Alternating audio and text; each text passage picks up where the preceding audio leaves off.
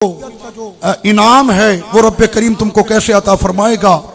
अब यहाँ पर एक जिक्र है और वो बड़ा अजीम जिक्र है। कुरान मजीद के किस्से सबसे प्यारे किस्से हैं और ये वो किस्से हैं कि जिसमें जर्रा बराबर अगर कोई शक करे तो ईमान से खारिज हो जाएगा। ये इतने सच्चे किस्से हैं।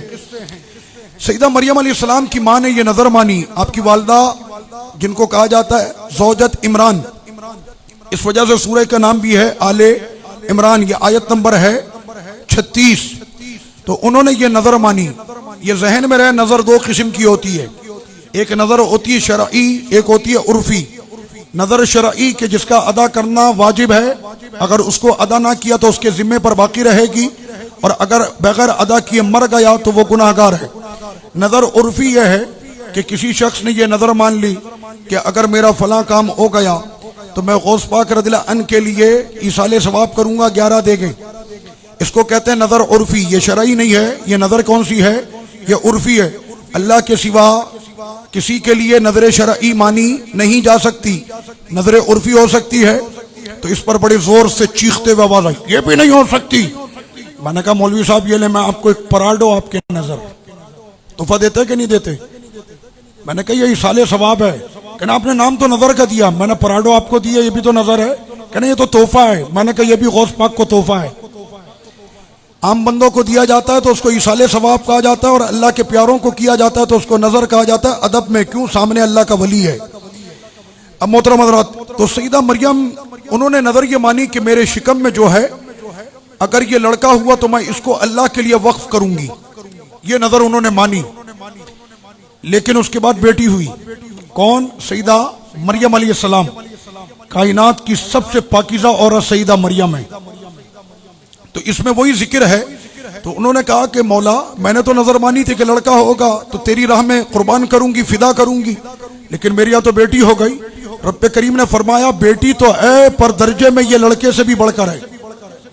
और उसके बाद फिर क्या हुआ कि सईदा मरियम को उन्होंने वक्फ किया और उन्होंने अपने आप को एक कमरे के अंदर बंद किया और उजरे के अंदर वो चली गई, एतिकाफ के अंदर वो बैठ गए, और ऐसी जगह पर कि दुनिया से उनका ताल्लुक खत्म हो गया। इसी का नाम है तसव्वुफ। आप सुनते हैं ना सूफियत, तसव्वुफ, यह है तसव्वुफ।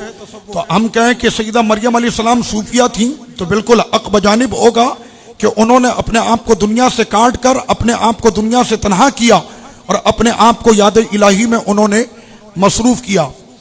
आप किसकी कफालत में थी? हज़रत सैयदना ज़करिया अलैहिस्सलाम की कफालत में थी। ये पूरा जिक्र है। वकफ़लहा ज़करिया, उनकी कफालत किसने की? सैयदना ज़करिया अलैहिस्सलाम ने।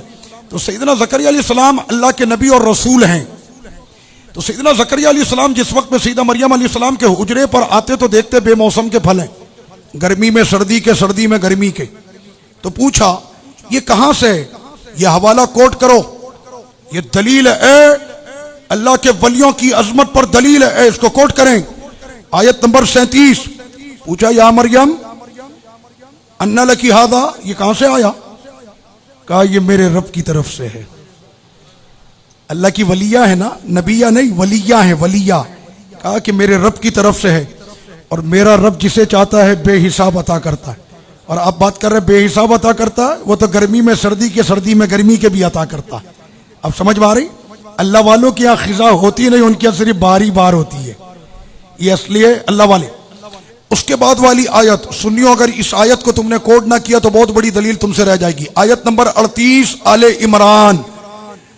उसी जगह पर हज़रत ज़करिया अलैहिस्सलाम ने दुआ मांगी। दुआ कोड कर लो, याद कर लो। बे औलाद जिनकी औलादे नहीं हैं वो इस दुआ को याद करें। किसी आमिल बाबा के पास जाने की आदत नहीं। तहज्जुद में सजदे में सर रख कर यह दुआ पढ़ो, इंशाअल्लाह बेटा भी होगा, बेटी भी होगी। क्या दुआ मांगी? उन्होंने दुआ मांगी रब्बी हबली मिन लदुनका ज़ुर्रियतन तय्यबा। लेकिन कुरान के अल्फाज शुरू कहां से हुए? हुनालिका, उसी हुजरे पे।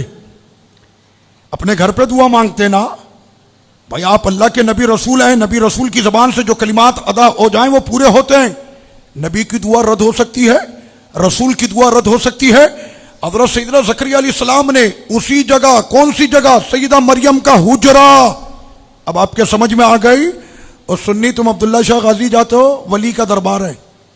तुम दाता साहब जाते हो, वली का दरबार है। तुम ख्वाजा साहब जाते हो, मैंने कहा वली का दरबार है। तुम गौस पाक के दरबार बगदाद जाते हो? मैंने कहा क्यों ना जाएं, वली के दरबार पर आकर दुआ मांगना रसूल की सुन्नत है। अब समझ में आ रही है यह दलील आपके? उस जगह पर उन्होंने दुआ मांगी, मौला मुझे एक सुतरा बेटा अता फरमा। दुआ हुई, देखो बेटा कैसा मिला। बेटे तो सबको मिलते हैं ना। ज़करिया अलैहिस्सलाम को जो बेटा मिला है, उसके आने से पहले उसका कसीदा आ गया। पहले कसीदा आया, बाद में बेटा आया। कसीदा क्या? अगली आयत 39।